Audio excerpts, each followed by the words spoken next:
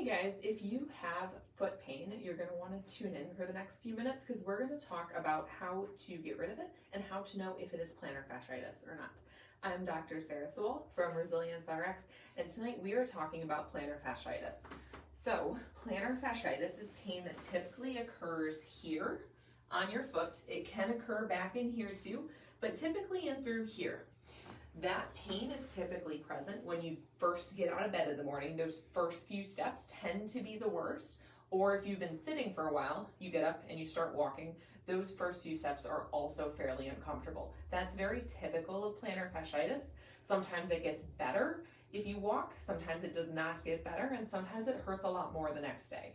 Those things can vary from person to person. The common theme is, though, that those first few steps are typically pretty painful. One of the first things I usually tell people who have plantar fasciitis is to take a water bottle, a nice plastic water bottle, fill it up with water and stick it in the freezer.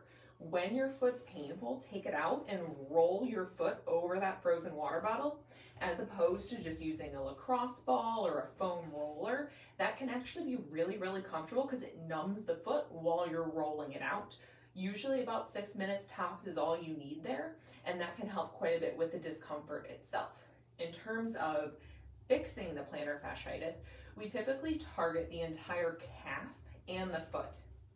One of the contributing factors to plantar fasciitis is a really tight Achilles complex, or a gastrocnemius or a soleus. Those are the muscles that are in your calf. So they're located right here. You can kind of see that little divot. That's where my gastroc ends. My soleus comes a little bit lower, but these muscles are typically the tight muscles. To help fix that, we want to stretch it. So to stretch it, you take a band. This is a fancy stretchy strap, but you don't need a fancy stretchy strap. You can use a belt, you can use a dog leash, basically anything that bends that does not stretch. So a resistance band is not a good thing to use for this.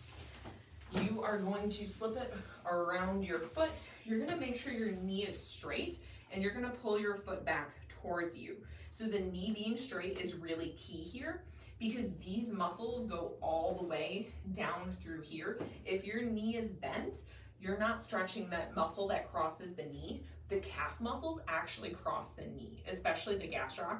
So you want this knee to be stretched because that's how you fully elongate that muscle. So holding here about 30 seconds is pretty good. I would do at least 2 times on the leg. And in order to actually get true mobility changes, you need to do mobility work about 5 times a week. So it's a more time-intensive exercise in terms of frequency that you got to keep doing it, but addressing the tightness in your calf is one of the best ways to curb plantar fasciitis. I will say, if you've been trying this and you've been rolling out with a water bottle and you've been doing all that for a good couple weeks and you're not seeing results, that's the time where you want to reach out and ask for help, because plantar fasciitis is very commonly misdiagnosed as actually nerve dysfunction from the lower back. So it's not uncommon that I have someone walk in the door and they're like, my foot really, really hurts.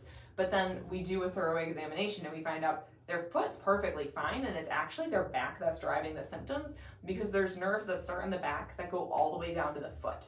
And sometimes when those are irritated, that shows up as pain in the foot. So just because you have pain in the foot doesn't mean you have plantar fasciitis.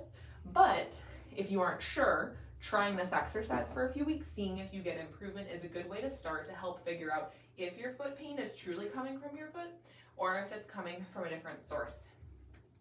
So if you have any questions on plantar fasciitis, foot pain, feel free to reach out, comment below, or message me, and have a great night.